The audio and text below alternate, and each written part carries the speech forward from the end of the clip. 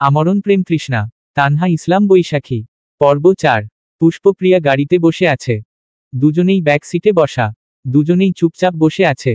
পূর্ণিমা বেগমের জন্যই প্রার্থর সাথে যেতে হচ্ছে তাদের। প্রার্থ বাগানের দিক থেকে হেঁটে আসছে এই দিকে। গায়ে সাদা রঙের একটা শার্ট ইন করে পরা। শার্টের বাম পাশে আবার লম্বালম্বি একটা কালো দাগ। বেশ মানিয়েছে তাকে শার্টটায়। শার্টের হাতা দুটো কুনুই অবধি ভাঁজ করা। চুলগুলো সব পেছনে ঠেলে দেওয়া, কিন্তু বড় বড় হওয়ায় বাতাসের দমকায় তা আবার কপালে এসে পড়ছে। হাত দিয়ে আবার পেছনে ঠেলে দিচ্ছে সেগুলো। পুষ্প একবার তাকিয়ে দেখল তাকে। এরপর আবার চোখ ঘুরিয়ে নিল। প্রার্থ গাড়ির সামনে এসে দেখে দুজনেই পেছনের সিটে বসা। শক্ত পেশিবহুল হাতে পেছনের দরজাটা খুলে ফেলে গম্ভীর্যতার সাথে উচ্চারণ করে, এম আই ইউর ড্রাইভার? পুষ্প তার কোলে থাকা এলাচিকে দেখতে ব্যস্ত। এদিকে তার কোন হেলদোল নেই। প্রার্থকে পুরোপুরি ইগনোর করছে সে। প্রিয়া প্রার্থর দিকে তাকিয়ে বলল, তা কেন হবে? প্রার্থ কটমটিয়ে বলল, তাহলে দুজনেই পেছনে কেন বসে আছিস? সামনে আয়। আমি কেন যাব? তোমার বউকে নিয়ে সামনে বসাও। আমি এখানেই বসব। প্রার্থ তাকালো পুষ্পর দিকে। পুষ্প একইভাবে বসে। তার কোন নড়চড় নেই। ওকে ইগনোর করতে দেখে চোয়াল শক্ত হলো প্রার্থর। ধারালো চোয়ালে শশকের ন্যায় বাক্য ছুড়ল, সামনে আসতে বলেছি না তোকে? সামনে আয়। প্রার্থ যে পাশের দরজা খুলেছিল সে পাশে ছিল পুষ্প। তারপরেই ছিল প্রিয়া। সে রাগে তার পাশের দরজাটা খুলল। বিড়বিড় করে বলল, ধুর, ভাল্লাগে না। তোমাদের স্বামী স্ত্রীর ঝগড়ার মাঝে আমাকে কেন ফাঁসাচ্ছ বলো তো? প্রিয়া ধুপোধাপ পায়ে গিয়ে বসল সামনের সিটে। প্রার্থ বসে পড়ল ড্রাইভিংয়ে। প্রার্থ গাড়ি স্টার্ট করার আগে একবার রিয়ারভিউ মিররে তাকালো। ছোট্ট মিররটাতে ফুটে উঠেছে এক জোড়া নিখুঁত সুন্দর অক্ষিপট। যে অক্ষিতে ব্যস্ততা। নয়ন জোড়া ঘুরে ফিরে দেখছে তার কোলে বসা প্রাণীটিকে। ওই নিখুঁত চোখগুলোকে তার কাছে ভোরের শিশিরে ভেজা পুষ্পের ন্যায় স্নিগ্ধ লাগছে। কোমল, সুন্দর, নিখুঁত এবং আকর্ষণীয়। হঠাৎ অমন আকর্ষণীয় ও সুন্দর লাগার কারণ কি? উত্তর তো প্রার্থরও অজানা। সেই যে গাড়িতে উঠে বসেছে, এখনো ওই মিররেই তাকিয়ে। গাড়ি স্টার্ট করার নামগন্ধ নেই। প্রিয়া চোখ মুখ কুঁচকে প্রার্থকে ডাকল, কি দেখছো ভাই? গাড়ি কখন চালাবে? বাসায় কখন যাব? বসে আছো কেন? প্রিয়ার ডাকের শুরুতে পুষ্প তাকালো আয়নাটার দিকে। পুষ্পর তাকানো দেখে সাথে সাথে চোখ সরিয়ে আনলো প্রার্থ। এদিক ওদিক তাকিয়ে বলল, চুপচাপ বসে থাক। সাথে সাথে গাড়ি স্টার্ট করল। তুরন্ত গতিতে ছুটে চলল সাদা রঙের গাড়িটি। পুষ্প বাঁকানো ভ্রু আরও খানিকটা বাঁকিয়ে তাকিয়ে রইল আয়নার দিকে। তার মনে হচ্ছে আয়নায় প্রার্থ তাকিয়েছিল, কিন্তু আবার মনে হচ্ছে না, তাকায়নি। এটা হয়তো তার চোখের ভুল। মনে মনে দেনামোনা করে চলল। তারপর ভুলিয়ে নিল এমন কিছুই হয়নি। শুধু শুধু আজাইরা জিনিস ভেবে লাভ নেই। কিছুক্ষণের মধ্যেই তারা পুষ্পদের বাড়ির সামনে এসে পৌঁছালো। দুবাড়ির দূরত্ব খুব বেশি নয়, তাই খুব বেশি সময় লাগলো না। 30 মিনিটের মাথায় পৌঁছে গেল তারা। একদম গেটের সামনে এসে থেমেছে গাড়িটি। পুষ্পদের বাড়ি প্রার্থদের বাড়ির মতো অত বড় নয়। ছোটখাটো দুতলা একটা বাড়ি। গাড়ি থামতেই তিনজন গাড়ি থেকে নেমে পড়ল। প্রার্থ গিয়ে ডিকি থেকে পুষ্পদের ব্যাগগুলো বের করল। প্রিয়ার হাতের কাছে ব্যাগ দিয়ে বলল, নে ধর। প্রিয়া একটা ব্যাগ পুষ্পকে দিয়ে একটা নিজে ধরল। প্রার্থকে বলল, তুমি ভেতরে যাবে না? না, তোরা যা। পুষ্প ওদের সামনেই এলাচিকে নিয়ে দাঁড়িয়ে। প্রিয়ার জন্যই দাঁড়িয়ে আছে। প্রিয়াকে ডেকে বলল, চল। দাঁড়িয়ে আছিস কেন? প্রিয়া বলল, তুমি যাও বুবু, আমি একটু পরে আসছি। কেন? আহা, যাও না। আমি আসছি তো। পুষ্প আর কোন বাক্য বায় না করে হাঁটা ধরল ভেতরের দিকে। শাড়ির আঁচলটা কাঁধ পেঁচিয়ে সামনে এনে ধরল এক হাতে। হাতের মাঝে এলাচি, অন্য হাতে ব্যাগ নিয়ে হাঁটছে। প্রার্থ পুষ্পর দিকেই তাকিয়ে ছিল অনেকক্ষণ যাবৎ। এখনো তার যাওয়ার পথে একইভাবে তাকিয়ে রইল। দূরে কোথাও থেকে ভেসে এলো পাকিস্তানি গান। সাউন্ড সিস্টেমে বাজছে গানের শেষের কিছু লাইন। গান চলছিল অনেকক্ষণ ধরেই, কিন্তু তার কানে এসে লাগছে এখন। পুষ্পর দিকে তাকিয়ে থেকেই শুনতে পেল কিছু লাইন। অ্যাজ রোজু সানি দিলবর মাই আনি, দিলবর মাই আনি, বজু নন্দবানি দিলবর মাই আনি, দিলবর মিয়ানে। অ্যাজ রোজু সানি দিলবর মাই আনি, দিলবর মাই আনি, বজু নন্দবানি দিলবর মিয়ানে, দিলবর মাই আনি। ইশক। শেষের এই কয়টা লাইন বাজতে বাজতে শেষ হয়ে গেল গানটা। পুষ্প চলে গেছে ভেতরে। প্রিয়া ডাকল শক্ত কণ্ঠে, ভাই। হু। প্রার্থ অপ্রস্তুত ছিল। প্রিয়া হঠাৎ ডাকায় ধ্যান ভাঙল তার। প্রিয়া আবার বলল, কি ভাবছিলে তুমি? প্রার্থ নিজেকে স্বাভাবিক করল। বলল গম্ভীর হয়ে, কিছু না। তুই বল, কি বলবি? ভেতরে গেলি না কেন? প্রিয়া সরাসরি পয়েন্টে আসলো না। প্রথমেই প্রশ্ন ছুড়ল, আমার বুবু কি দেখতে খুব খারাপ? প্রার্থ দুহাতে চুলগুলো ঠেলে বলল, মেইন পয়েন্টে আয়। যা বলার সোজাসুজি বল। ঠিক আছে, তাহলে সোজাসুজিই বলি। আমার বুবুকে নিয়ে তোমার কেন এত সমস্যা জানি না, কিন্তু তুমি কি হারাচ্ছ সেটা তুমি পরে বুঝবে। তখন তুমি হাজার আফসোস করলেও হারিয়ে যাওয়া মানুষটা ফিরে পাবে না। এখনো সময় আছে। বুবুকে আগলে নাও। আমার বুবু যত্নের পাগল, ভালোবাসার পাগল। তাকে একটু যত্ন করে আগলে নিলে তোমার দেওয়া শত কষ্টও ভুলে যাবে, কিন্তু বুবুর মন শক্ত হয়ে গেলে তাকে কশ্চিনকালেও পাবে না তুমি। প্রার্থ কিছুক্ষণ স্তব্ধ দাঁড়িয়ে রইল। চোখ সরু করে প্রিয়ার দিকে তাকিয়ে কর্কশ শব্দে বলল, বেশি পাকা পাকা কথা শিখেছিস। বাড়িতে যা। প্রিয়া নাক মুখ কুঁচকে বলল, আমার কথা তোমার কাছে পাকা পাকা লাগছে? আমি তোমাকে বুঝাতে চাইছি, ভেতরে যা, আর হৃদয়ের থেকে দূরে থাকবি। প্রিয়াকে আদেশ দিয়েই সরে গেল সেখান থেকে। প্রিয়াকে স্তব্ধ রেখে গাড়িতে গিয়ে বসল। গাড়ি ছুটিয়ে চলে গেল গন্তব্যে। প্রিয়া ঠিক একই জায়গায় স্তব্ধ দাঁড়িয়ে রইল। চোখ মুখে অবিশ্বাস, ভয়। বুক দুরুদুরু করছে। প্রার্থ ভাই কেন বলল হৃদয় ভাইয়ের কথা? দূরে থাকতে কেন বলল? সব কি জেনে গেল? কিন্তু কি করে? অন্ত বলেনি তো? হ্যাঁ, ওই বলেছে। ও ছাড়া আর কারো জানার কথা নয়। যেখানে হৃদয় নিজেই জানে না প্রিয়ার অনুভূতি সম্পর্কে, সেখানে প্রার্থ ভাই কি করে জানল? নিশ্চয়ই অন্ধের বাচ্চা বলেছে। মনে মনে এসব ভেবেই শরীর হিম হয়ে আসে। ভয় কাজ করে ভেতরে। প্রার্থ ভাই তাহলে জেনে গেল। এখন কি হবে? প্রেম হওয়ার আগেই তো সব শেষ হয়ে যাবে। পুষ্পদের বাড়িটা অনেকটা পুরনো। তার দাদার নির্মাণকৃত বাড়ি এটা। দেওয়ালের রঙগুলোও চটে গেছে বাইরে থেকে, তবে ভেতরটা এখনো বেশ সুন্দর। বাড়িতে বর্তমানে কেউ নেই প্রিয়া আর পুষ্প ছাড়া। পূর্ণতা বেগম স্কুলে আর প্রত্যয় সাহেব অফিসে আছেন এ সময়ে। পুষ্পদের কাছে বাড়ির এক্সট্রা চাবি ছিল, সেটা দিয়েই দরজা খুলেছে। বাড়িতে এসে সোজা চলে গেছে নিজেদের রুমে। উপরতলায় পাশাপাশি দুটো রুম। পুষ্পর কাছে বাড়িটাকে আজ নতুন নতুন লাগছে। বিয়ের আগে কত খালার বাসায় থেকেছে, তখন বাড়ি আসলে এরকম লাগেনি। মনে হয়েছে ও বাড়িতে আরো কয়েকদিন থাকলে ভালো হতো। আর এখন মনে হচ্ছে কতদিন পর সে এখানে এলো। এ বাড়িটারই দরকার ছিল তার। নিরিবিলি একান্তে সময় কাটাবে এখানে। কারো কোনোরকম বাজে কথা শুনতে হবে না। নিজের মতো করে চলবে। এই এসেছে ও বাড়ি, যাওয়ার নামও নিবে না আর। বিয়ে হলেই বোধ হয় বাবার বাড়ি মেয়েদের কাছে শ্রেষ্ঠ মনে হয়। নিজের ঘরে ঢুকে আলাদা একটা প্রশান্তি অনুভব করছে পুষ্প। চারপাশ চেয়ে চেয়ে দেখছে। রুমের সবকিছু ঠিক ঠিক জায়গায় আছে। পরিষ্কারও হয়ে আছে সব। তার মা যে সব পরিষ্কার করে রেখেছে তার রুম দেখেই বোঝা যাচ্ছে। সব জিনিস ছুঁয়ে ছুঁয়ে দেখল আবার। জানালার পাশেই তার পড়ার টেবিল। সেখানে উপন্যাস বই রাখা অনেকগুলো। সে আবার উপন্যাস পড়তে ভালোবাসত খুব। উপন্যাসের নায়কদের বর্ণনা পড়ত আর প্রার্থ ভাইয়ের সাথে তাকে মিলাত। এত প্রেম পীড়িতির গল্প পড়ে পড়ে নিজেই প্রেমে পড়ে গেছে। সে কি যে সে প্রেম! একেবারে মান ইজ্জত খোয়ানো প্রেম। কাঁঠালের আঠার মতো লেগে গেছে একদম। অনেক কাঠখড় পুড়িয়ে সেই আঠা চিরতরে মুছতে হবে। আপাতত সেই প্রয়াসেই ব্যস্ত সে। যে আঠা তার মান সম্মানে আঘাত করবে সে আঠা চিরতরে মুছে ফেলায় শ্রেয়। পুষ্প গিয়ে বসল তার বিছানায়। কি সুন্দর গুছানো রয়েছে বিছানাটা। মন চাচ্ছে অনেকদিন বাদে একটু শান্তিতে শুয়ে থাকতে। করলও তাই। ব্যাগ থেকে জামাকাপড় বার না করেই গিয়ে একটু শুয়ে পড়ল। একটু শান্তি চাই তার। মানসিক শান্তির খুব অভাব। বিছানায় শোয়ার কিছুক্ষণের মাঝেই ঘুইমেরা এসে ঝাপটে ধরল তাকে। তলিয়ে গেল শান্তির রাজ্যে। কতদিনের ক্লান্ত শরীরটা এই অসময়েই একটু আইস পেয়েই ছেড়ে দিল। তলিয়ে গেল ঘুমের রাজ্যে। তুরন্ত ছটফটে মেয়ে প্রিয়া। ছোট ছোট জিনিসেই ছটফট করে উঠে। একটু আগে এত বড় কাণ্ড হয়ে গেল। এখন তো জান যায় যায় অবস্থা। নিজের রুমের মাঝেই এপাশ থেকে ওপাশ পায়চারি করে যাচ্ছে। মাথায় ঘুরপাক খাচ্ছে প্রার্থর কথাগুলো। ওই ছোট্ট একটা বার্তাই যথেষ্ট তার ঘুম হারামের জন্য। মনের ভেতর উথাল পাতাল ঢেউ বয়ে যাচ্ছে।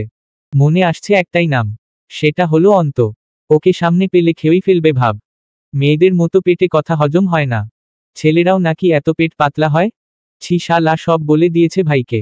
দোষটা প্রিয়ারই। সে কেন বলতে গেল সব তাকে? সাহায্য চাওয়ার জন্য দুনিয়ায় কি আর কেউ ছিল না? ওই অন্ধকেই কেন বাঁচতে হলো? নিজের উপরই এখন রাগ হচ্ছে। প্রিয়ার পায়চারি করার মাঝেই তার ফোনটা ভাইব্রেশন মুডে বেজে উঠল। ফোনটা হাতেই ছিল তার। অন্তকে কল করবে ভেবেছিল। ফোনটাকে সামনে ধরতে দেখল অন্তই কল করেছে তাকে। প্রিয়া নিজেকে যথাসম্ভব শান্ত রেখে ফোনটা রিসিভ করল। নিজে আগে থেকে কিছু বলল না।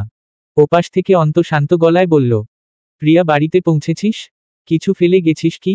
প্রিয়া দাঁতে দাঁত চেপে বলল, হুম। ওর হুম শুনে ভাবল সত্যিই কিছু ফেলে গেছে বোধ হয়। যাকেই ছুতোয় ওকে একবার দেখে আসবে কাল। আবার কবে আসবে কে জানে। অন্তর তো একদিনও ভালো লাগে না প্রিয়াকে না দেখলে। এ কেমন রোগে যে পড়ল ছেলেটা। সে খুশি মনে বলল, ঠিক আছে বল কি রেখে গেছিস, আমি কাল গিয়ে দিয়ে আসব। হঠাৎই প্রিয়ার স্বর বদলে গেল। ক্ষিপ্ত হয়ে বলল, তোমাকে ফেলে এসেছি অন্ধের বাচ্চা। তোকে হাতের কাছে পেলে কুটি কুটি করে কাটতাম আমি। পেটে কথা হজম হয় না তাই না? সামনে পেলে ওই পেট আমি ফাটিয়ে দিতাম। আমার সাথে এমন কেন করলে তুমি? অন্ত বুঝল না প্রিয়া কেন এসব বলছে। সে কপাল গুটিয়ে বলল, আমি কি করেছি? কি বলছিস তুই? তুমি কি করেছো বলছো আবার? লজ্জা করে না? আমার এমন সর্বনাশ করেও বলছো কি করেছো? হ্যাঁ তো বল কি করেছি আমি। আমার তো জানা নেই আমি এমন কি করেছি তোর সাথে যাতে তোর সর্বনাশ হয়ে গেল। আমি তো কখনো তোকে ছুঁয়েও দেখিনি। অসভ্য, তুমি ভাইকে সব বলে দিয়েছো কেন? আমি হৃদয় ভাইকে ভালোবাসি সে কথা প্রার্থ ভাইকে কেন বলেছ? অন্তর রাগ হলো, দাঁতে দাঁত চেপে ধরল, শান্ত স্বরেই বলল, আমি এসব নিয়ে কিছুই বলিনি কাউকে। তোর ভুল হচ্ছে কোথাও, তুমিই বলেছ। তুমি না বললে ভাই কি করে জানলো? আমি তো আর কাউকে বলিনি এ কথা। অন্ত চেতে গেল। প্রিয়ার মুখে হৃদয়ের কথা শুনলেই তার রাগ হয়। নিজের ভালোবাসার মানুষের মুখে অন্য কারো নাম শুনলে কার না রাগ হয়। নিদারুণ শান্ত ছেলেটাও রেগে গেল। চেঁচিয়ে বলল, হ্যাঁ বলেছি, আমিই বলেছি সব। কি করবি তুই? তুই কেন বুঝতে পারিস না আমাকে? দুনিয়ার সবকিছু তোর চোখে পড়ে কিন্তু আমার ফিলিংসগুলো তোর চোখে লাগে না। তোর চোখে লাগে শুধু হৃদয়কে। সারাদিন হৃদয় ভাই হৃদয় ভাই হৃদয় ভাই। কেন? ও সুন্দর বলে? রকস্টার বলে? আর আমি তো কালো। আমাকে তো কেউ খুঁজেই পাবে না। তাই বলে কি আমি মানুষ না? আমার ফিলিংস হার্ট হয় না? আমার কষ্ট হয় না? প্রিয়া প্রথমে ভয় পেল অন্তর ক্ষেপে যাওয়ায়। অন্তত এভাবে কখনো রাগ করে না। হঠাৎ শান্ত মানুষ রেগে গেলে ভয়ই হয়। কিন্তু প্রার্থর সব কথা শুনে আবারও রাগ হলো। রাগে ক্ষোভে কান্না চলে আসলো। অতিরিক্ত রাগ সামলাতে না পেরে কেঁদে দিল মেয়েটা। কেঁদে কেঁদে জোর গলায় বলল, কেন করলে তুমি এমন? তোমাকে কালো বলেছিলাম বলে? তাই বলে এভাবে ক্ষতি করলে আমার? আমি শুধু মজা করে দুটো কথা বলেছি বলে একেবারে গায়ে লাগিয়ে নিলে? তোমার মাথায় ঘিলু নেই? তুমি কালো না শ্যামলা বুঝতে পারো না? আমি কিছু বললাম বলে হার্ট হয়ে গেলে? যার জন্য আমারও এত বড় ক্ষতি করলে? প্রিয়ার কান্না দেখে অন্ত মলিন হয়ে আসলো। বিদ্রূপ স্বরূপ হেসে হেয়ালি গলায় বলল, তুই কখনো আমায় বুঝলিই না রে প্রিয়া। আমার অনুভূতি আমার কেয়ারসের কোন মূল্যই নেই তোর কাছে। ঠিক আছে তুই কাঁদিস না। আমি আর কখনো তোকে জ্বালাবো না। তোর সর্বনাশের কারণও হব না। তোর আর হৃদয়ের মাঝের কাটাও হব না। ভুলতে পারলে ভুলে যাব। ভালো থাক। প্রিয়ার কিছু বলার আগেই অন্ত ফোন কেটে দিল। ফোনটা বিছানায় ছুঁড়ে মেরে হাত পা ছেড়ে শুয়ে পড়ল বিছানায়। চশমাটা খুলে ফেলল চোখ থেকে। এত সুন্দর ছেলেটা। গায়ের সামান্য রং দিয়ে কি কারো সৌন্দর্য বিচার করা যায়? তার সৌন্দর্য তো তার চেহারায় স্পষ্ট ফুটে আছে। তাহলে মানুষ কেন সবার আগে গায়ের রংটাকেই দেখে? সুন্দর মুখটায় শুধু বিষাদের খেলা। সিলিংয়ে তাকিয়ে থাকা অবস্থায় এক চোখের কোণ বেয়ে গড়িয়ে পড়ল এক ফোঁটা জল। কি আশ্চর্য, না হওয়া প্রেমিকার বিরহে ছেলেরাও বুঝি কাঁদে। একটা মেয়ে একটা ছেলের অশ্রুর কারণও হতে পারে, কিন্তু আফসোস যার জন্য এই বিসর্জন সেই বুঝল না তাকে। রাত প্রায় 12টা। প্রার্থ বাড়িতে ফিরল মাত্র। পূর্ণিমা বেগমকে আগেই বলে দিয়েছে ফিরতে রাত হবে। সে যেন খেয়ে ঘুমিয়ে পড়ে।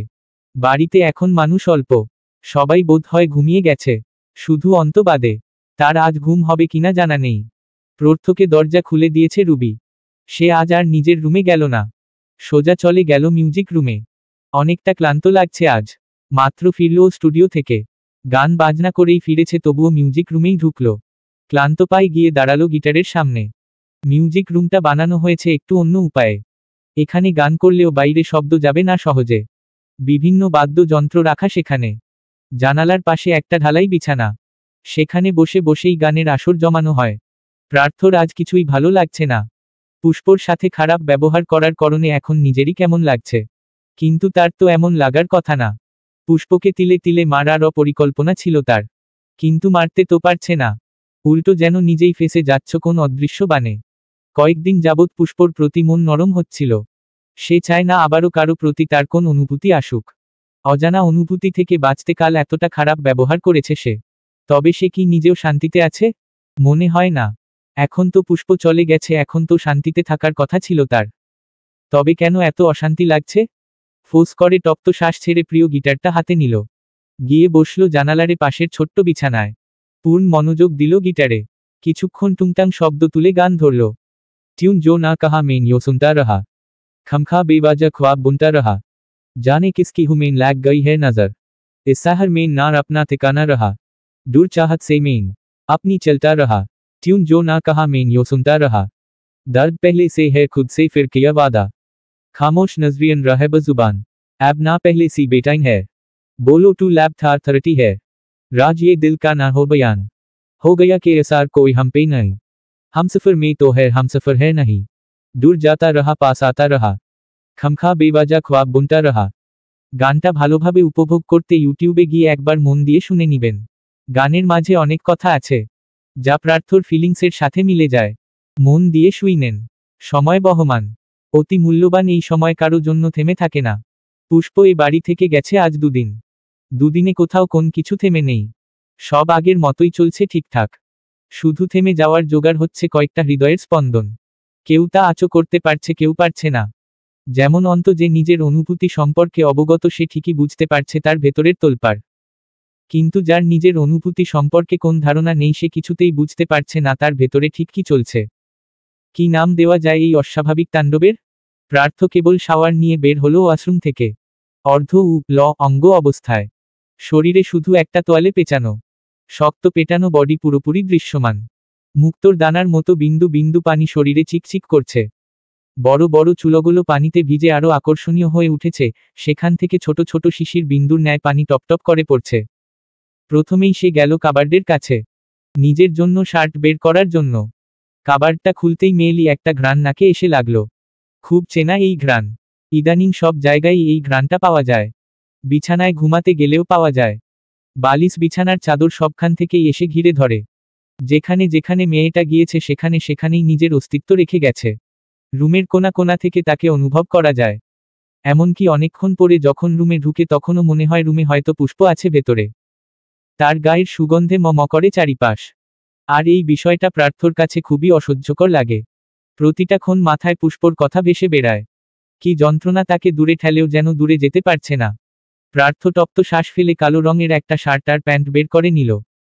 সেগুলো পরে গিয়ে দাঁড়ালো ড্রেসিং টেবিলের আয়নার সামনে। সেখানে গেলে আবার আরেক জ্বালা। ড্রেসিং টেবিল জুড়ে মেয়েলি জিনিসপত্র। এতদিন এটা তারই অধীনে ছিল, এখন চলে যাওয়ার পরও তার অধীনে আছে। মেয়েটা কি সবকিছু এখানেই ফেলে গেছে? ঠোঁট গোল করে শ্বাস ফেলল। পুষ্পর খেয়াল বাদ দিয়ে নিজের চুলগুলো ঠিক করে নিল। ভেজা চুলগুলো হেয়ার ড্রায়ার দিয়ে একটু শুকিয়ে নিয়ে সব পেছনে দিয়ে সেট করে নিল। এখন ফিটফাট হয়ে যাচ্ছে তাদের স্টুডিওতে। সকালে খাওয়ার পাট চুকিয়ে ফেলেছে অনেকক্ষণ। পূর্ণিমা বেগমের একটু সকাল সকাল খেতে হয়, কারণ টাইম মতো ওষুধও নিতে হয় তাকে। আর প্রার্থ সকালে তার মায়ের সাথে খেয়েই কোথাও বের হবে। আজ আর একেবারে তৈরি হয়ে নিচে যায়নি। একেবারে নিচ থেকে সব সেরে এসে উপরে এসেছিল তৈরি হতে। নিচে বেশিক্ষণ টিকতে পারেনি মায়ের প্রশ্নের জ্বালায়। দুদিন তো হয়ে গেল, পুষ্প কেন এখনো ফিরছে না? প্রার্থ কেন তাকে বাড়িতে আনছে না? পুষ্প 2বার ফোন করেছিল, দুদিনে আর করেনি। তিনি ফোন করলেও ধরে না প্রিয়া কথা বলে, কিন্তু পুষ্পের নাকি কোন খোঁজ থাকে না। এ নিয়ে ভদ্রমহিলার কত প্রশ্ন ছেলের কাছে। প্রার্থ তাকে একটু বুঝো দিয়েই উপরে চলে এসেছে। এখন মাকে না বলেই বের হবে, না হলে আবার সেই পুষ্পকে নিয়ে প্রশ্ন তুলবে, যার কোন জবাব তার কাছে নেই।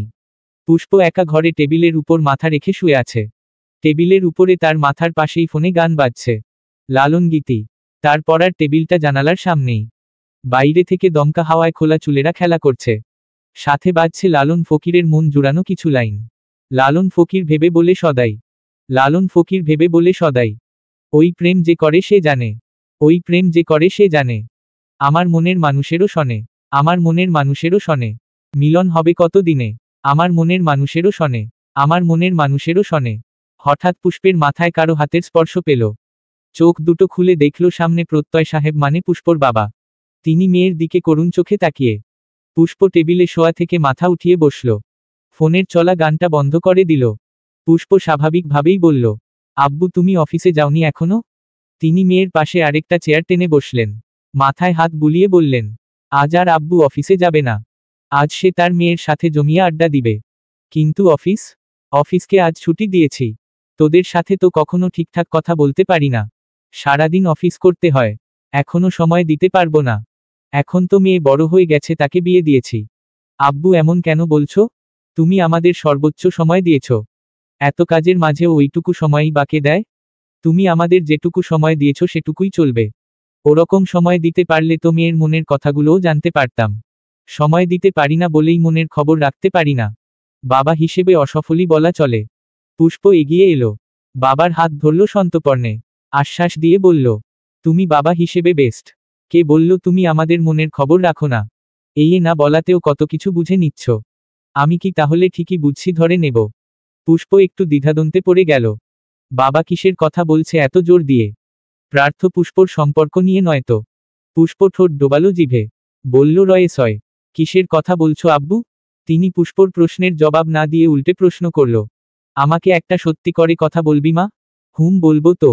তাহলে বল, প্রার্থ তোকে অনেক কষ্ট দেয়? তোদের মাঝে সব ঠিক আছে? দুজনেই কি বিয়েটা মেনে নিয়েছিস? তুই বল। ও তোর সাথে খারাপ আচরণ করে? প্রত্যয় সাহেব যেন মেয়ের জন্য উতলা হয়ে পড়েছেন। তার মেয়ে যে সুখে নেই তা একটু হলেও আঁচো করতে পেরেছে। পুষ্প তাকে শান্ত করতে বলল, এমন কিছুই না আব্বু, প্রার্থ ভাই অনেক ভালো, আমার খেয়াল রাখে। তুমি তো চেনোই তাকে, সবারই কেয়ার করে, আমারও করে। অনেক বড় হয়ে গেছিস তাই না? বাবার কাছেও কথা লুকানো শিখে গেছিস। কি করে সব সামলাতে হয় তাও শিখে গেছিস। কিন্তু মনে রাখো আমি তোর বাবা, আমার কাছে আমার মেয়ে কিছু লুকাতে পারবে না। পুষ্প কত চেষ্টা করল নিজেকে সংযত রাখতে, কিন্তু পারল না। বাবার কাছে কি আদৌ কিছু লুকানো যায়?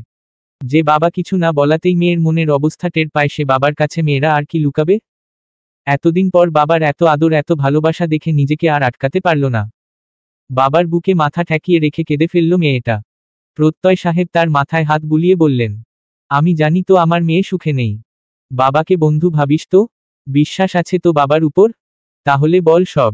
প্রার্থর সাথে তোর সম্পর্ক ঠিক নেই তাই না? পুষ্প মাথা তুলে বসল, তবে নিচু করে রেখেছে এখনো।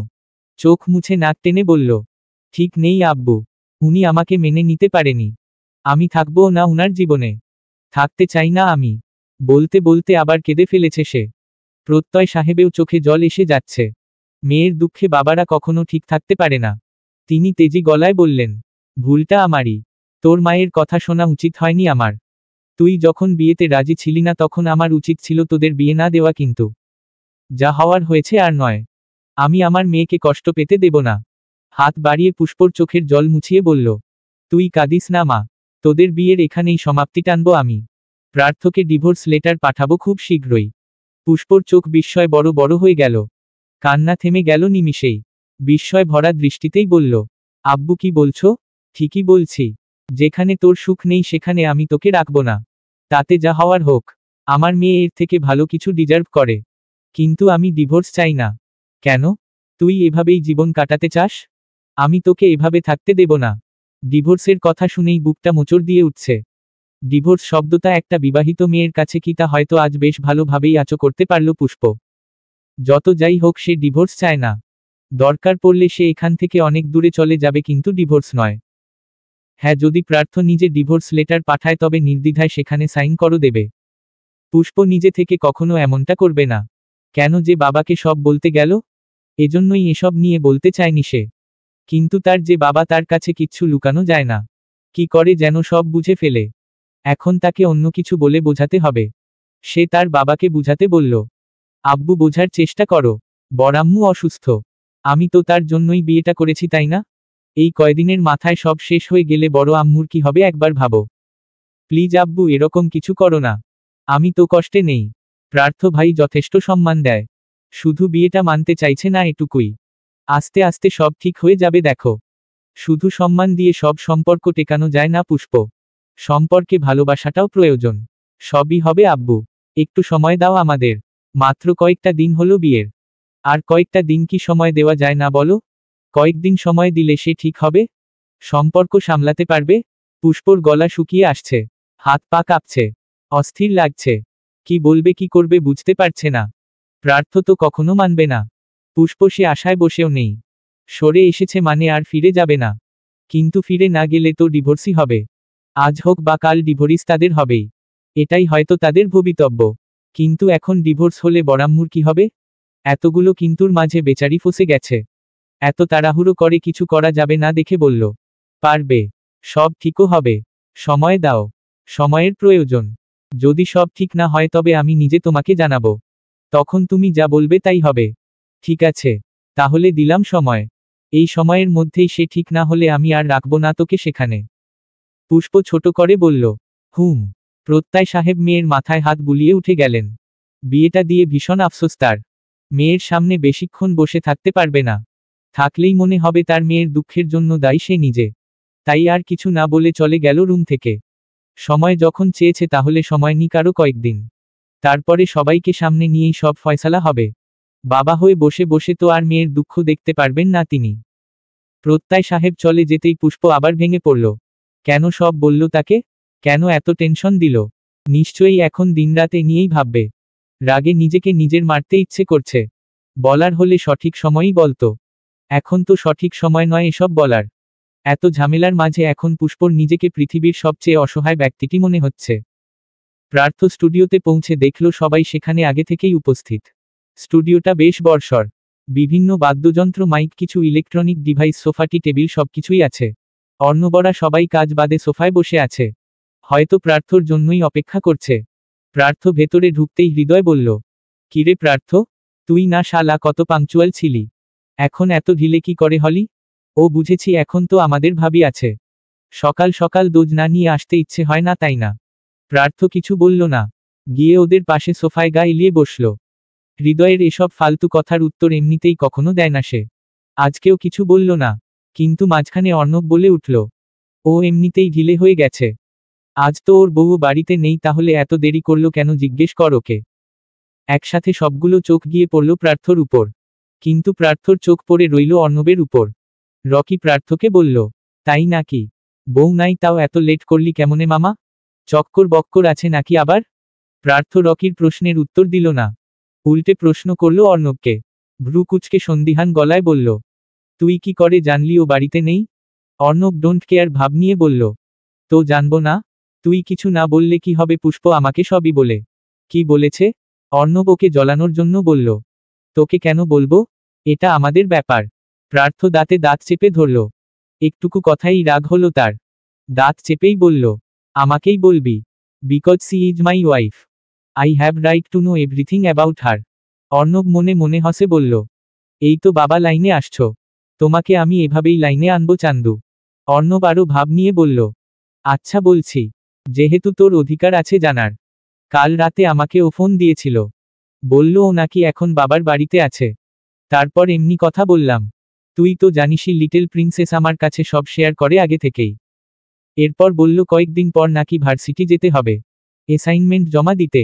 বললাম তাহলে আমিই দিয়ে আসবো তোমাকে। বলল ঠিক আছে, তোর তো অনেক কাজ থাকে, তাই ভাবলাম আমি ওকে ভার্সিটি নিয়ে যাব। প্রার্থ গম্ভীর হয়ে রইল। ভেতরে ভেতরে প্রচণ্ড রাগ হচ্ছে। দাঁত চেপে সব হজম করার চেষ্টা চালাচ্ছে। গম্ভীর হয়েই আবার বলল, আমাদের মাঝে যা হয় সব শেয়ার করে। কার্তিক মাঝখানে বলে উঠল, এটা কেমন ধরনের প্রশ্ন প্রার্থ? তোদের স্বামী স্ত্রীর মাঝের সবকিছু কেন শেয়ার করবে? এমনিই বড় ভাই হিসেবে সম্মান করে তাই বলে। অর্ণব খুব বেশি কিছু বলতে চাইল না। শেষে দেখা যাবে জলা বাদে মনে আরও ঘৃণা তৈরি হয়ে গেছে। লিটল প্রিন্সেস এতটুকু মেয়ে হয়ে এমনই অনেক সহ্য করছে। তার কষ্টটা তো আর অর্ণবের অজানা নয়। সেও তো সমান কষ্টেই আছে। তার নিজের এই কষ্টের কোন সমাধান নেই, কিন্তু পুষ্পর কষ্ট চাইলেই সমাধান করা যাবে। আর ও সুখে থাকলে অর্ণবের কষ্টও কিছুটা অন্তত লাঘব হবে। এখন থেকে সবকিছু মেপে মেপে সাবধানে করতে হবে। ও বলল, হ্যাঁ, যেগুলো বলা চলে সেগুলো বলে। প্রার্থ আবার প্রশ্ন করল, কি কি বলা চলে? অর্ণব সূচক শব্দ করে বলল, এত প্রশ্ন কেন করছিস ভাই? তুই প্রিন্সেসকেই জিজ্ঞেস করে নিস। এখন চল কাজে লেগে পড়, সামনে আমাদের কনসার্ট আছে, মনে আছে তো? অর্ণবের মুখে ওই প্রিন্সেস নামটুকু অসহ্য লাগছে আজ প্রার্থর কাছে। সে উঠে দাঁড়ালো, বলল, তোরা কাজ কর, আমি আসছি। ওদেরকে ফেলে রেখেই বেরিয়ে গেল সেখান থেকে। সবাই জিজ্ঞেস করল কোথায় যাচ্ছিস, কিন্তু সে কোন উত্তর দিল না। হনহন করে হেঁটে চলে গেল। অর্ণব হাসল মনে মনে। কাজ যে হচ্ছে তা স্পষ্ট। কাল রাতে অর্ণবই ফোন করেছিল পুষ্পকে। প্রার্থর কোন পরিবর্তন এসেছে কিনা তা জানার জন্য, কিন্তু পুষ্প এসব এড়িয়ে গেছে। শুধু বলেছে ও নাকি আর প্রার্থকে চায় না, ভুলে যাবে সব। কিন্তু পুষ্প হার মানলে কি হবে? অর্ণব এত সহজে হার মানছে না। সে তার তরফ থেকে চেষ্টা করে যাবে। কালকে পুষ্পর পড়াশোনা নিয়ে জিজ্ঞেস করলে ও জানায় অ্যাসাইনমেন্ট জমা দিতে যাবে ভার্সিটিতে।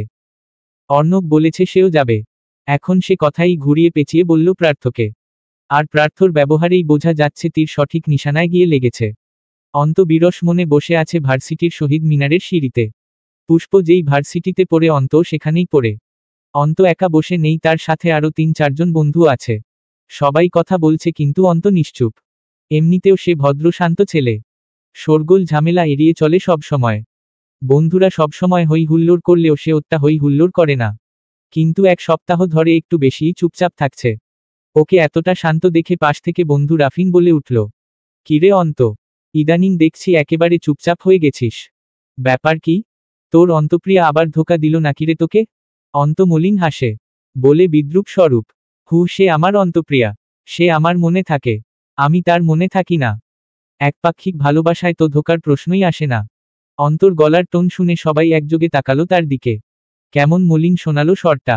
বন্ধুরা মোটে 3 জন ছিল সেখানে, রাফিন, মেজবাহ আর আরেকজন মেয়ে শায়লা। অন্তর কথায় মেজবাহ বলল, ও কি তোর ফিলিংস সম্পর্কে এখনো অজানা? হু।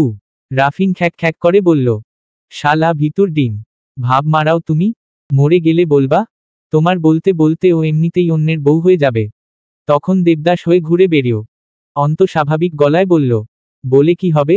রাফিন নাটকীয় ভঙ্গিতে বলল, এই মেজবাহ আমাকে ধর। ওই শালা বলে কি? বলে কি করবি মানে? তুই না বললে ও কি করে জানবে সব? কুট্টুসকালের ভালোবাসা তোর, আমরা জানি সেই কলেজ লাইফের নিব্বা থাকতে। এখন তো ও নিব্বি হয়ে গেছে, এখন বলবি না তো কখন বলবি? ও অন্য কাউকে ভালোবাসে। রাফিন হায় হায় করে বলে উঠল, কি বলিস? ওইটুক নিব্বিও প্রেম করে? কানের গোড়ায় দুটো লাগিয়ে দিতে পারলি না? শায়লা বলল, আহ রাফিন, মজা করিস না, বিষয়টা সিরিয়াস। ও কাকে পছন্দ করে কিছু জানিস? কে সে? অন্ত একইভাবে বলল, হৃদয়। সকলের ভ্রু কুঁচকে গেল। মেজবাহ বলল, হৃদয় মনে তোর ভাইয়ের বন্ধু? মানে ইয়ার ব্যান্ডের হৃদয়? হ্যাঁ। শায়লা হাত দিয়ে মাছি তাড়ানোর মতো করে বলল, ধুর, ওকে কে না পছন্দ করে? প্রার্থ, হৃদয়, কার্তিক, অর্ণব, রকি, এরা তো জাতির crush. I also crushed on them. অন্ততপ্ত শ্বাস ফেলে বলল, শুধু ক্রাশ হলে তো হতোই। রাফিন আবার বলল, কিন্তু শালা তো 1 নাম্বারের লুওচা, প্লে বয় একটা, 2 দিন পর পর গার্লফ্রেন্ড বদলায়। তোর অন্তপ্রিয়া তাতে ডুবলো কি করে? সে কি জানে না তার ব্যাপারে? জানলেও হয়তো মানতে চায় না। বয়স কম তাই আবেগ বেশি। তুই কবে কবি তাই ক ব্যাটা, বালের পুরুষ তুমি। আমি হইলে ওর 2 গালে 2টা মারতাম আগে। তুই কিছু বলোস না কেন বাল? প্রিয়াকে নিয়ে এসব কথা বলতে গেলেও অন্তর বুকে লাগে। যাকে দেখা ছাড়া দুদিনও কাটাতে ইচ্ছে করো না, সেই তাকে 1 সপ্তাহ ধরে দেখে না। না কোন ফোন দেয়, ওই দিন ফোনে ঝগড়া হওয়ার পর মনটা বিষিয়ে গেছে। একটা ছেলের সহ্য ক্ষমতা কতটুকু? নিজের প্রিয় মানুষের মুখে বারবার অন্যের নাম শুনতে কেমন লাগে তা কেউ অন্তকে জিজ্ঞেস করুক। প্রতিনিয়ত দহনের আগুনে পুড়ে ছাই হচ্ছে তার হৃদয় অরণ্য। দহন থেকে মুক্তি পেতে তার সাথে কোন যোগাযোগই করে নাই আর। প্রতিবার দুজনের ঝগড়ার পর অন্তই যেচে গিয়ে প্রিয়ার সাথে কথা বলে। ভুল সবসময় প্রিয়ারই থাকে, তবুও সবার আগে সরি বলবে অন্ত। বেচারা একটু বেশিই ভালোবাসে তার অন্তপ্রিয়াকে, কিন্তু সে সেটা বুঝলে তো। অন্ত একধ্যানে ডুবে আছে বলে রাফিন আবার ওকে ধাক্কা দিল। বলল, কি রে, কই হারালি? বল কিছু। তুই কি হৃদয়ের জন্যে ছাইরা দিবি নাকি ওরে? অসম্ভব। ওকে ছাড়া অন্য কারো কথা ভাবতেও পারি না কখনো। ওকে কি করে অন্য কারো হতে দেই? হয় হয় এইটাই চাই। একদম ছাড়বি না? সেই নিব্বাকাল থেকে তোর মুখে প্রিয়া প্রিয়া শুনে অতিষ্ঠ হয়ে গেছি। তবুও সমস্যা নাই, এখন অভ্যেস হয়ে গেছে। এখন প্রিয়া তোর হোক এটাই চাই। শোন, তুই আগে হৃদয়ের কেচ্ছা সামনে আনো। ও ছেলে যে প্লে বয় এটা ওকে বুঝা, তাহলেই সব ক্লিয়ার। তারপর আর তোরে আটকায় কে? অন্ত চুপচাপ শুনল, কিছু আর বলল না। কি করবে না করবে সে নিজেও জানে না। প্রিয়াকে তার চাইই চাই, নয়তো এ জীবন পূর্ণতা পাবে না। ছোটবেলা থেকে ওই একজনকেই মনে জায়গা দিয়ে রেখেছে, তাকে কি করে মন থেকে মুছে ফেলবে? আজ অনেকদিন পর আবার ভার্সিটি প্রাঙ্গণে পা রেখেছে পুষ্প। সাথে আরেকজনও আছে। পুষ্প তাকে বারণ করেছিল আসতে, কিন্তু সে নিজে জোর করে এসে পড়েছে। দুজনে মাত্রই ভার্সিটির গেট মারিয়ে ভেতরে ঢুকল। বলতে গেলে এটা অর্ণবদেরও ভার্সিটি। 2 বছর আগে এখান থেকেই অনার্স শেষ করে বেরিয়েছে। অনেকদিন পর আবার আসা হলো ভার্সিটিতে পুষ্পর জন্য। অর্ণবের বিশ্বাস আজ প্রার্থ আসবে ভার্সিটিতে। তখন পুষ্প আর অর্ণবকে দেখে তার রিয়েকশন কি হবে সেটাই দেখার অপেক্ষা। ওরা দুজনে ক্যাম্পাসের একটু ভেতরে যেতেই মুখোমুখি হলো সমৃদ্ধি নামের মেয়েটির সাথে। সমৃদ্ধি সামনে থেকে এদিকেই আসছে। অর্ণবই আগে দেখল তাকে। ওকে দেখেই এড়িয়ে যেতে চাইল, কিন্তু বিধিবাম মেয়েটি ডেকে উঠল তাকে, অর্ণব। অর্ণব চোখ মুখ খিচে নিল। মনে মনে বলল, ইসস, আজকেই এই মেয়ের আসতে হলো এখানে। অর্ণব পুষ্পর দিকে তাকালো একবার। পুষ্প সমৃদ্ধির দিকে বিহুল দৃষ্টিতে চেয়ে আছে। মেয়েটি এগিয়ে আসলো তাদের দিকে, ততক্ষণে অর্ণব পুষ্পর হাঁটা থেমে গেছে। মেয়েটার পরনে শাড়ি, অথচ আজকেই পুষ্প শাড়ি পরেনি। সাদা রঙের একটা চুড়িদার পরেছে। লাল রঙের শাড়িতে ফর্সা সুন্দর দেখতে সমৃদ্ধিকে অপ্সরীর মতোই লাগছে। চুলগুলো কাঁধ পর্যন্ত, চুল খোলা রাখায় বাতাসে উড়ে উড়ে আসছে মুখের উপর। বলতে হবে মেয়েটা সুন্দরীই বটে। এমনি এমনি তো আর পার্থ ভাইয়ের প্রেমিকা হয়নি। বয়সেও পুষ্পর থেকে বড় হবে সে, কারণ সমৃদ্ধি ছিল পার্থর ক্লাসমেট। মনে মনে খুব হিংসে হলো তার। ভাবল সমৃদ্ধির মধ্যে মনে হয় অনেক কিছু আছে যা পুষ্পর মাঝে নেই। দেখাই তো যাচ্ছে মেয়েটা কত সুন্দর। পুষ্প মনে হয় এত সুন্দরী নয়। সমৃদ্ধি মেয়েটা একেবারে সামনাসামনি এসে অর্ণবকে বলল, অর্ণব কেমন আছিস? অর্ণব শুধু বলল, হুম ভালো। তুই এখানে?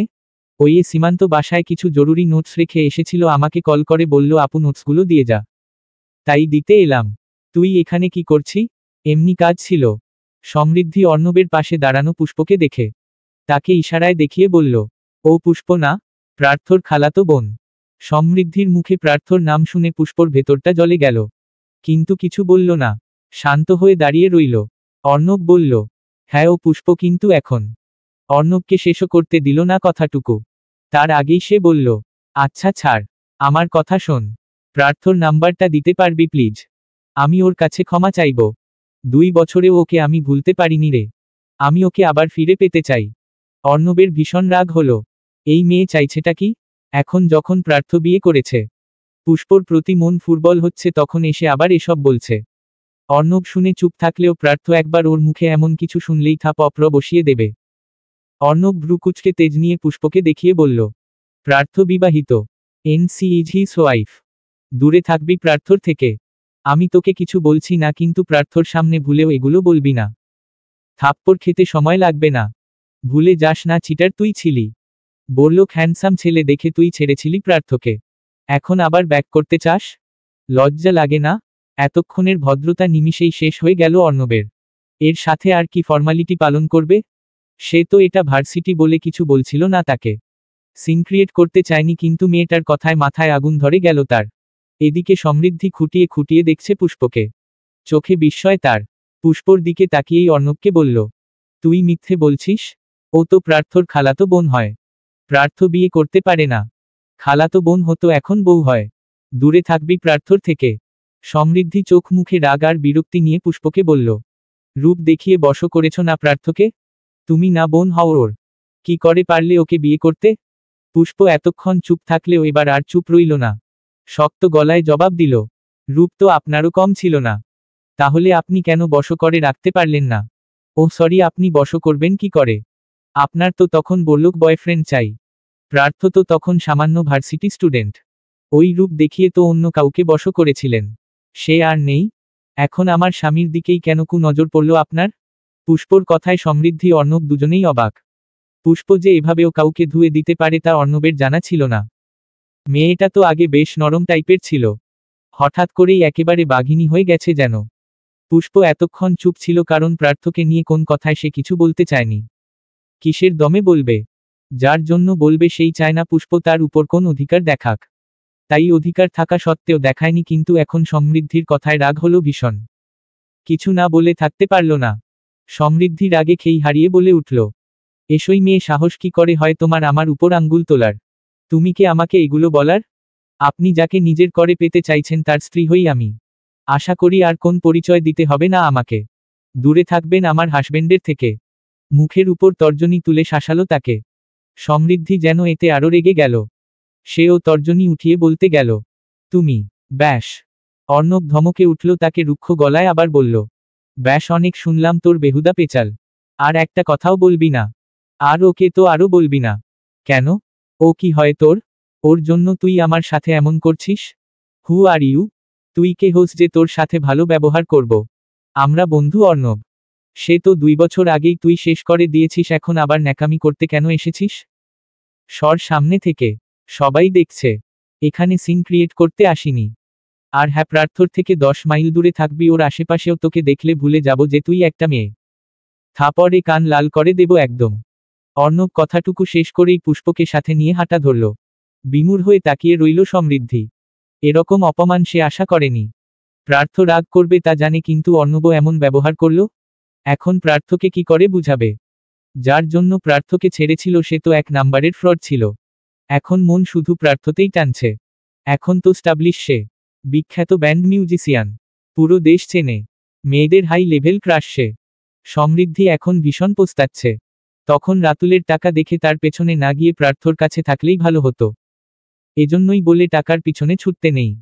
মানুষ পরিশ্রমী, আর সঠিক হলে একদিন সেও সফলতা পাবে। এর জন্য আমাদের ধৈর্য ধরা প্রয়োজন। লোভ সত্যিই মারাত্মক এক জিনিস। সমৃদ্ধি পাশে থাকা একটা বেঞ্চিতে গিয়ে বসল। নিজের উপর নিজের রাগ হচ্ছে। নিজেকে একটু শান্ত করতে এখানে বসে রইল। প্রার্থ অস্থির চিত্তে গাড়ি ছুটিয়ে চলছে। গাড়ির স্পিড প্রায় 120 এর মতো হবে। সে যাচ্ছে ভার্সিটির দিকেই। একটু আগে পুষ্পদের বাড়ি থেকে এলো। ভেবেছিল পুষ্প বাড়িতেই থাকবে। তাকে আনতেই গিয়েছিল সেথায়, কিন্তু গিয়ে পায়নি তাকে। পেয়েছে প্রিয়াকে। সে বলল ভার্সিটিতে চলে গেছে অনেকক্ষণ আগে। এরপর আর 1 সেকেন্ডও দাঁড়ায়নি। গাড়ি ছুটিয়ে চলে যাচ্ছে ভার্সিটির দিকে।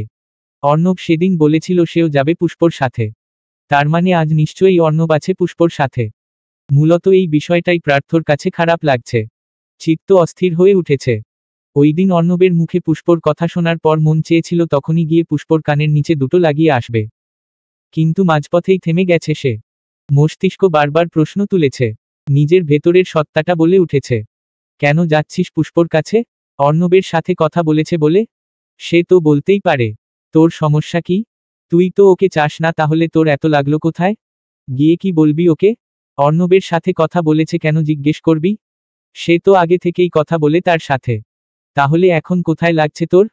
কেনই বা এত লাগছে? নিজের অদৃশ্য সত্তার প্রশ্নবাণে নিজেই ফেঁসে গেছিল বেচারা। সত্যিই তো কেন যাবে সে পুষ্পর কাছে? ওর সাথে তো সব সম্পর্ক শেষ করে দিয়েছে। মস্তিষ্কের সেই প্রশ্নগুলো আর যেতে দেয়নি তাকে পুষ্পর কাছে। মাঝপথেই ফিরে আসতে হয়েছিল তাকে। কিন্তু আজকে পূর্ণিমা বেগমের করা আদেশ ছিল পুষ্পকে গিয়ে যেন নিয়ে আসে। প্রার্থর মনের নরম দিকটাও বারবার বলছিল এখন নিয়ে আসায় যায়। কেমন খালি খালি লাগছে সব। পুষ্পকে এ বাড়িতে এনে দেখবে কেন এমন লাগছিল? পুষ্পর চলে যাওয়ায় নাকি অন্য কোন ব্যাপার আছে? সেই ভেবেই তাকে আনতে গিয়েছিল বাসায়। প্রার্থ জানে একবার তাকে আসতে বললেই হুড়হুড় করে চলে আসবে। কিন্তু বাসায় গিয়ে আর পেল কই। এখন অস্থির হয়ে ছুটে আসতে হলো তাকে ভার্সিটিতে। গাড়ি ভার্সিটির বাইরেই পার্ক করে রেখে গেল ভেতরের দিকে। গায়ে তার স্কাই রঙের একটা শার্ট। নিত্যদিনের মতো হাতাটা গুটানো, কলারের নিচের দুটো বোতাম খোলা এবং ইন করে পরা। তস্ত্র পায়ে এগিয়ে গেল সামনের দিকে। কিছুক্ষণ যেতেই হুট করে সামনে এসে দাঁড়ালো কেউ। প্রার্থর হাঁটা থেকে ভ্রু কুচকে সামনে তাকাতে দেখল সমৃদ্ধি দাঁড়িয়ে। সে ওখানেই বসেছিল। হঠাৎ চোখে পড়ল প্রার্থকে। ওকে দেখে প্রথমে ভেবেছিল ভুল দেখছে, কিন্তু যেই বুঝতে পারল এটা প্রার্থই, অমনেই সামনে এসে দাঁড়িয়ে পড়ল। চোখে মুখে তার খুশির জোয়ার যেন। এতদিন পর সমৃদ্ধিকে চোখের সামনে দেখে চোখ মুখ আরো কুঁচকে গেল তার।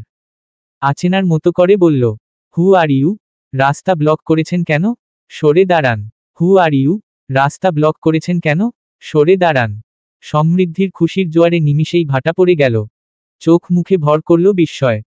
এখন বোধ হয় ক্লাস টাইম, এজন্য মানুষজন এখানে নেই বললেই চলে। নয়তো কখন সবাই ঘিরে ধরত তাকে। সমৃদ্ধি বিস্ময় নিয়েই বলল, প্রার্থ তুই চিনতে পারছিস না আমাকে? আমি সমৃদ্ধি। প্রার্থ বিরক্তি নিয়ে বলল, so what Yule I do? Partha তোর সাথে কিছু কথা ছিল আমার। প্রার্থ ওকে ইগনোর করতে চাইল। পাশ কাটিয়ে যেতে নিল। সমৃদ্ধি ওকে যেতে দেখে এগিয়ে গিয়ে হাত বাড়িয়ে প্রার্থ হাত ধরতে চায়। সে ওর হাত বাড়ানো দেখেই 2 কদম পিছিয়ে যায়। মুখের সামনে আঙ্গুল তুলে বলে, ডোন্ট টাচ, দূরে সর। প্রার্থ মুখ খুললে অপমানের তোপ সামলাতে পারবি না। বেহায়ার মতো পথ না আটকে সর সামনে থেকে। সমৃদ্ধি চোখ মুখে খুশির ঝলক নিয়ে বলল, জানি এখনো ভুলিসনি আমাকে। শুধু রেগে আছিস তাই তো? আমি তোকে সব বলবো, তুই একটু কথা শোন আমার। প্রার্থ চোখ বন্ধ করে রাগ নিয়ন্ত্রণ করতে চাইল। দাঁতে দাঁত চেপে বলল, মন চাচ্ছে তোর কানের নিচে কষিয়ে একটা থাপ্পড় মারতে। কিন্তু আমি নর্দমার কিটে হাত দেই না। আমি তো আমার বউকে ছাড়া কাউকে টাচও করি না। তাই বলছি পথ ছাড়, নয়তো পায়ে জুতো আছে। হাতের আর প্রয়োজন পড়বে না। প্রার্থর অপমান সে গায়ে লাগালো কিনা সন্দেহ। সে আটকে রইল প্রার্থর সেই বউ বলা কথায়। বলল, তুই সত্যিই বিয়ে করেছিস? কই, আমি তো করলাম না। বিশ্বাস কর, তোকে ছাড়া আমি ভালো নেই। প্রার্থর সমৃদ্ধির কথায় কিছুই যায় আসছে না। এমনিই তার পাথর দিল। এসব কথায় কি আর ও গলবে নাকি? তাও আবার সে তার প্রাক্তন। এখন তার প্রতি সিম্প্যাথি দেখানোর কোন মানেই হয় না? পার্থ একরাশ বিরক্ত নিয়ে বলল। You know what? You are the most awkward girl I have ever seen. সমৃদ্ধি চোখে বিস্ময় ও কণ্ঠে অসহায়ত্ব নিয়ে বলল। Partha, shh just shut up okay? তোর মুখে আমার নামটাও বিশ্রী শোনাচ্ছে। বুঝলাম না এত বছর পর তুই আমার সামনে এভাবে এলি কেন? Do you have any common sense? I don't think so. তুই কি করে ভাবলি এত বছর পর আমার সামনে এভাবে আসলে সব ঠিক হয়ে যাবে? How could you think that? সমৃদ্ধি চোখে জল নিয়ে ন্যাকা কান্নার মতো করে বলল। তুই কি এখন আমাকে ভালোবাসিস না পার্থ? আমার একটা ভুলের জন্য এত বড় শাস্তি দিবি? ওই পুষ্পর নাম নিবি না? তুই তোর মুখে ওর নাম নিবি না? নয়তো জিভ টেনে ছিঁড়ে ফেলব। পার্থ তর্জনী তুলে ওকে শাসানোর মতো করে বলল কথাটুকু। আবারও গলা ঝেড়ে বলল, দেখ তোকে আজ একটা কথা ক্লিয়ার করে দেই। You are just my ex, not my present. আর ভার্সিটি লাইফের একটা এক্স সবারই থাকে। আমারও আছে। যেমন তুই। তোকে আমি 2 বছর আগেই ভুলে গেছি যখন তোর জন্য আমি থাকতেও আরেকজনকে লাগতো। Like a play girl. But আমার আফসোস কি হয় জানিস? আমি প্লে বয় হতে পারলাম না। ছ্যাহ কি করলাম এতদিনের জীবনে? ভয় লাগতো বুঝছিস। ভাবতাম সব মেয়েরাই মনে হয় এমন, শুধু টাকার পিছনে ঘুরে। কিন্তু ধীরে ধীরে ধারণাটা বদলাচ্ছে। সবাই টাকার পিছে ছুটে না তোর মতো। পার্থর এগুলা কথার পিঠে সমৃদ্ধি শুধু বলল, আচ্ছা তুই সত্যি করে বলতো, তুই কি সত্যিই ওই সময় আমাকে ভালোবেসেছিলি? পার্থ চুলগুলো দুহাতে ব্যাকব্রাশ করে বলল, 1.5 বছরের রিলেশনে কেউ কাউকে ভালোবাসে নাকি? তবুও আমি মনে হয় একটু একটু বাসতে শুরু করেছিলাম। পুরোপুরি বাসিনি। পুরোপুরি ভালোবাসা কাকে বলে পার্থ এখনো শিখেনি। তবে তুই চলে গিয়ে ভালোই করেছিস। জীবনটা নষ্ট হওয়া থেকে বেঁচে গেছে। অদূরে দাঁড়িয়ে থাকা মেয়েটির চোখে ভীষণভাবে বিঁধছে পার্থ সমৃদ্ধির কথোপকথনের দৃশ্যটুকু। সাথে বুকেও ভেতরেও কোথাও চিনচিন করে উঠছে। চোখের কোটর আপনা আপনি ভরে যাচ্ছে। পুষ্প নিজের মনেই প্রশ্ন করল খুব রুক্ষভাবে, এত কষ্ট কেন হচ্ছে তোর? তুই তো তাদের পথের কাঁটা। এটা জানা সত্ত্বেও রাস্তা থেকে সরে যাচ্ছিস না কেন? লজ্জা লাগে না তোর? এমন একটা মানুষের জন্যও তোর চোখে জল আসে, বুকে ব্যথা করে। শেম অন ইউ পুষ্প অর্ণব দুজনে মাত্র ভেতর থেকে বেরিয়ে আসলো। এখনই বাড়ির উদ্দেশ্যে রওনা দিত। কিন্তু মাঝপথেই পুষ্প পাথরের ন্যায় দাঁড়িয়ে যায়। পুষ্পর দাঁড়িয়ে যাওয়ায় অর্ণবও দাঁড়িয়ে পড়ে, তার চোখের চাউনি অনুসরণ করে সেও তাকায় সামনে। দেখে পার্থ সমৃদ্ধি দাঁড়িয়ে কথা বলছে। দূর থেকে বোঝাও যাচ্ছে না তারা কি বলছে। অর্ণব পুষ্পর চোখ মুখের ভাষা বুঝতে পেরে ডাকল তাকে, লিটল প্রিন্সেস। পুষ্প অন্যমনস্ক হয়ে জবাব দেয়, হু। চলো সামনে, পার্থ এসেছে। দেখবে সমৃদ্ধকে এবার উচিত শিক্ষা দিবে।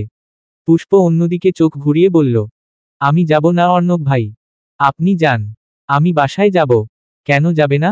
দেখবে না তোমার স্বামী কি বলে তাকে? হুহুমত সৎ সাহস আমার নেই। তারা যা ইচ্ছে বলুক। তাদের ব্যক্তিগত ব্যাপার সেটা। তুমি ইদানিং এত বোকামি করছো যা আমার কল্পনার বাইরে। তুমি চলো আগে, বাকিটা পরে দেখা যাবে। না ভাই, যাব না। আমার এমনিতেও ওনার সাথে কোন সম্পর্ক নেই। আমি আর উনার সামনে যাব না। ঠিক আছে। তুমি আমার বন্ধু হয়ে চলো আমার সাথে। আমি তোমাকে আমার বন্ধুর সাথে পরিচয় করিয়ে দেই। অর্ণব পুষ্পকে আর কিছু বলার সুযোগ না দিয়েই তার হাত ধরল। কবজি ধরে টানতে টানতে নিয়ে গেল সামনের দিকে। পুষ্পকে অনিচ্ছা থাকা সত্ত্বেও যেতে হচ্ছে। কিন্তু ওখানে যাওয়ার মতো ইচ্ছেশক্তি তার নেই। সমৃদ্ধি পার্থকে উদ্দেশ্য করে কিছু বলতে যাচ্ছিল, তার আগেই সেখানে পৌঁছালো অর্ণব আর পুষ্প। অর্ণব পার্থকে শুধিয়ে বলল, কি হচ্ছে রে পার্থ? ও তোকে আবার কি বলছে? পার্থ ওদের দিকে তাকালো। তার চোখ আটকালো অর্ণবের ধরে থাকা পুষ্পর ফর্সা হাতের দিকে। নিজের স্ত্রীকে এভাবে কেউ ছুঁয়েছে বলে কি তার কোথাও একটা লাগলো বোধ হয়। নয়তো ওই হাত থেকে চোখ ফেরাতে পারছে না কেন? এত জেদই বা হচ্ছে কেন? মন চাচ্ছে যেখানে অর্ণব ধরেছে ওইখানে সাবান দিয়ে ঘষে ঘষে ধুয়ে ফেলতে। অন্য কেউ কেন ছুবে তাকে? সে কি পারমিশন দিয়েছে কাউকে তার বউকে ছোঁয়ার? অর্ণব পার্থর চাহনি বুঝতে পেরে হাতটা ছেড়ে দিল। আবারও বলল পার্থর উদ্দেশ্যে, আমি আসার সময় বলেছিলাম যে পার্থর সামনে এসব বলিস না, তাও মনে হয় বলেছে। পার্থ চোখ সরিয়ে একবার পুষ্পর মুখের দিকে তাকালো। পুষ্পকে দেখে মনে হচ্ছে তার এসব বিষয়ে কোন মন নেই। এখানে কি হচ্ছে না হচ্ছে তা নিয়ে তার কোন মাথা ব্যথা নেই। অর্ণব পুষ্প যে হাতটা ধরেছিল সে হাতটা পার্থ শক্ত করে ধরল। এক টানে নিজের পাশে নিয়ে দাঁড় করালো। পুষ্প অবাক হয়ে চোখ দুটো বড় বড় করে চাইল পার্থর মুখের দিকে। সে অর্ণবের দিকে তাকিয়ে। এরপর আবার চাইল পার্থর ধরে থাকা হাতের দিকে। যেখানে শক্ত করে ধরে আছে সে। কি হলো বোধগম্য হলো না।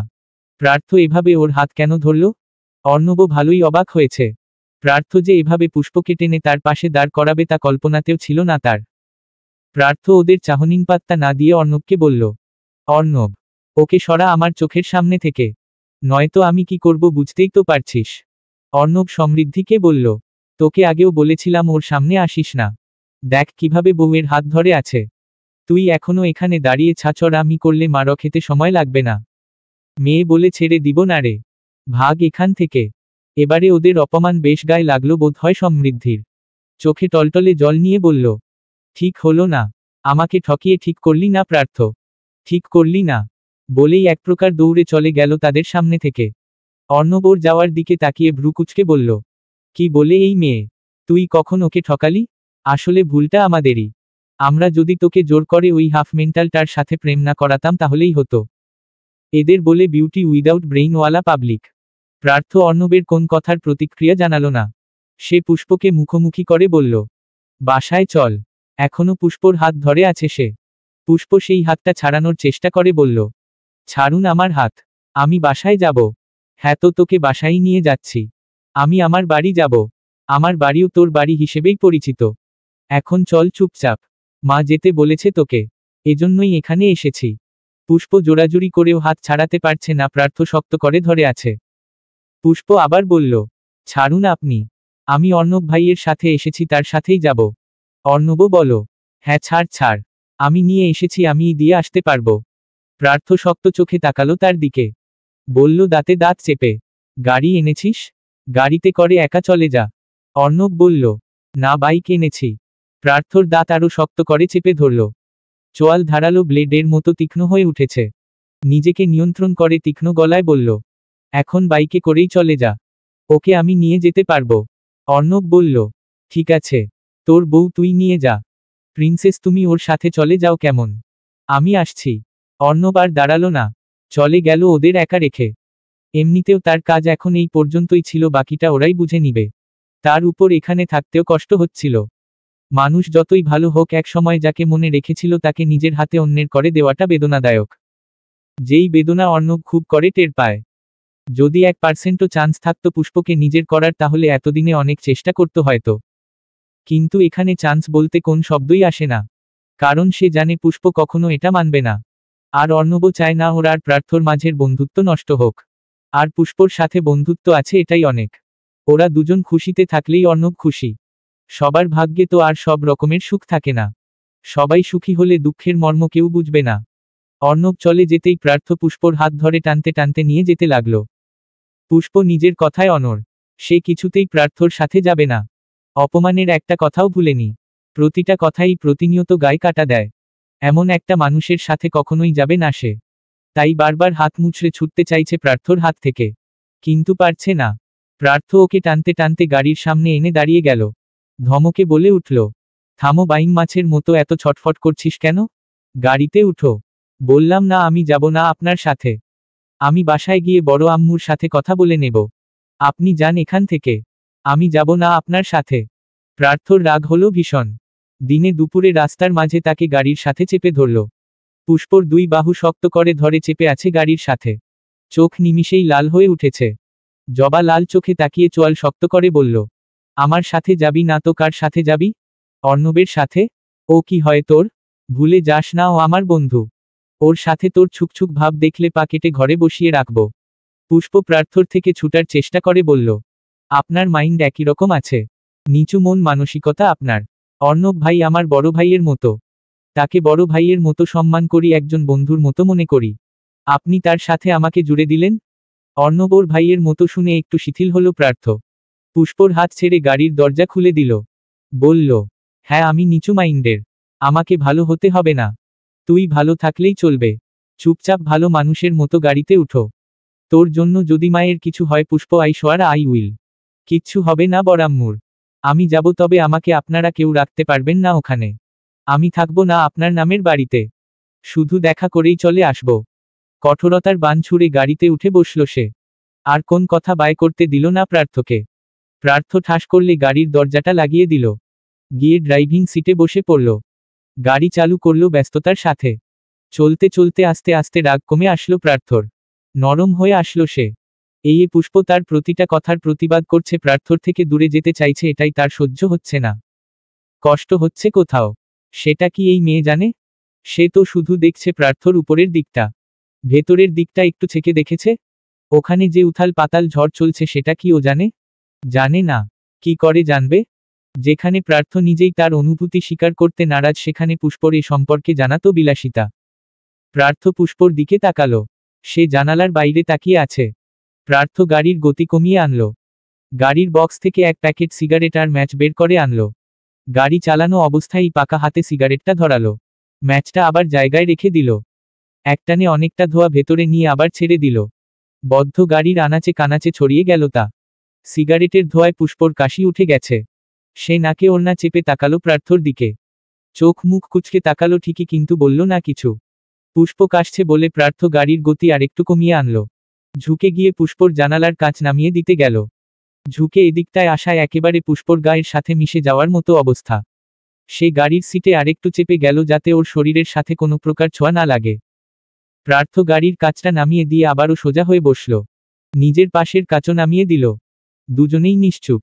গাড়ির ভেতর শুধু সিগারেটের সাদা ধোঁয়া উড়ে বেড়াচ্ছে। প্রার্থ হুট করে বলে উঠল, আজ শাড়ি কেন পরিসনি? পুষ্প বোধ হয় এমন একটা প্রশ্ন কখনো আশা করেনি। তাও এত শান্ত কণ্ঠে। একটু আগেই তো কত রুড বিহেভ করছিল। এখন এরকম প্রশ্নে খানিকটা অপ্রস্তুত হয়ে পড়ল। তবুও অপ্রস্তুত ভাবটাকে দামিয়ে রেখে বলল, ইচ্ছে হয়নি তাই। প্রার্থ একই স্বরে বলল, কেন? পুষ্প বোধ হয় বিরক্ত হল। চোখ মুখ কুঁচকে তাকালো প্রার্থর দিকে। প্রার্থর সমস্ত মনোযোগ ড্রাইভিংয়ের উপর। পুষ্প বিরক্তি নিয়ে বলল, আপনি এত প্রশ্ন করছেন কেন? আমি আপনার প্রশ্নের উত্তর দিতে বদ্ধ নই। প্রার্থ পুষ্পর দিকে তাকিয়ে বলল, অবশ্যই বাধ্য। আমার প্রতিটা প্রশ্নের উত্তর দিতে বাধ্য তুই। এখন যা যা প্রশ্ন করব সুন্দর মতো সবগুলোর উত্তর দিবি। অর্ণবের বাইকে করে কেন এসেছিস? পুষ্প অবাক হয়। হঠাৎ এরকম ধরনের প্রশ্ন কেন করছে? অর্ণব ভাইকে নিয়ে উনার এত সমস্যা কিসের? পুষ্প ভ্রু কুঁচকে বলল, আশ্চর্য, আপনি অর্ণব ভাইকে নিয়ে কেন পড়ে আছেন? তোকে যেটা বলেছি সেটার উত্তর দে। তুই অর্ণবের বাইকে এসেছিস? না। অর্ণব ভাই তো আমার আগেই ভার্সিটিতে এসেছে। আমি কি করে তার সাথে আসব? কথাটা শুনে প্রার্থ একটু শান্তি অনুভব করল হয়তো। কিন্তু এই অনুভূতি তার ধরার বাইরে। সে আবারও প্রশ্ন করল, অর্ণবকে নিয়েই কেন ভার্সিটি এলি? প্রিয়কে নিয়ে আসা যেত না? আমি বুঝতেছি না আপনি অর্ণব ভাইতে কেন আটকে আছেন। কারণ আছে তাই আটকে আছি। কারণ ছাড়া তো আর আটকাইনি। তো সেই কারণটা কি? প্রার্থ কি বলবে এখন? কি কারণে এত প্রশ্ন করছে ওকে নিয়ে? কারণ তো অবশ্যই আছে, কিন্তু সেই কারণটা কি? বুকের উথাল পাতাল ঢেউ? এখন এটা কি আর পুষ্পকে বলা যাবে? কখনোই না। প্রার্থ গম্ভীর হয়ে বলল, কিছু না। পুষ্প আর ঘাটতে গেল না। দুজন আবার মৌনতা পালন করতে ব্যস্ত হল। কেউ কিছু বলল না। কিন্তু পুষ্প মনে মনে ভাবছে, হঠাৎ হলোটা কি? এত শান্ত বিহেভ করছে যে। সব সময় খারাপ ব্যবহার করা মানুষজন যখন হুট করে ভালো করে কথা বলে তখন সেটা মেনে নিতে কষ্ট হয়। মনে হয় কোন ঘাপলা নিশ্চয়ই আছে। এতটা অসভ্য মানুষ তো আর এমনি এমনি ভালোভাবে কথা বলবে না। কারণ নিশ্চয়ই আছে। ওই দিন যে মানুষটা এতটা বাজেভাবে অপমান করলো, এখন তাকে দেখে মনে হচ্ছে না এইটাই সেই মানুষ। গিরগিটি প্রার্থর দশাও মনে হয় তাই হয়েছে। কিছুটা সময় আবার একভাবে কাটল কোন কথাবার্তা ছাড়া। হঠাৎ পুষ্পর মনে কিছু প্রশ্নরা হাতছানি দিয়ে উঠল। প্রশ্ন দামিয়ে রাখতে না পেরে বলল, একটা কথা বলি? প্রার্থ সামনে মনোযোগ রেখেই বলল, হুম। আপনি এখনো সমৃদ্ধিকে ভালোবাসেন তাই না? প্রার্থ তাকালো পুষ্পর চোখে। পুষ্প তার দিকেই তাকিয়েছিল। চোখাচোখি হলো দুজনের। প্রার্থ ওর চোখে তাকিয়েই ভাবল, মানুষ বোকা হতে পারে কিন্তু এতটা বোকা? এটা মানা যায় না। পরপর গলা ঝেড়ে বলল, তোর তাই মনে হয়? আমার মনে হওয়া দিয়ে কি আসে যায় বলুন? আমার তো তাই মনে হয়। এছাড়া এর আগেও আপনি বলেছিলেন আপনি বাসেন। কিন্তু আজ আপনি ওনার সাথে এত বাজে ব্যবহার করলেন তাই বললাম। মানুষ মুখে যা বলে তাই কি সবসময় সত্যি হয়? সেটা সেই মানুষটার ব্যাপার। সে মিথ্যে বলবে না সত্যি সেটা সেই জানে। আমাদের সে যা বলবে আমরা তো তাই বিশ্বাস করব। শুনেছিলাম কেউ কাউকে ভালোবাসলে তার মনের সব খবর সে আপনা আপনিই টের পেয়ে যায়। তাকে আলাদা করে কিছু বলতে হয় না। কথা সরাসরি বললে বলবেন, নয়তো বলে দিবেন বলতে ইচ্ছুক নন। প্যাচ লাগাবেন না কথায়। আপনাকে আর বলতে হবে না, যা বোঝার বুঝে নিয়েছি। প্রার্থ কাঁধ উঁচু করে বলল, ঠিক আছে। বুঝলে তো বুঝলি। এরপর আবার সেই নিস্তব্ধতা। কোন কথা ছাড়া চলল বাকিটা পথ। এরা সব কথা নিজেদের মনেই চেপে রাখলে মনের কথা একে অপরে বুঝবে কি করে কে জানে। চলবে।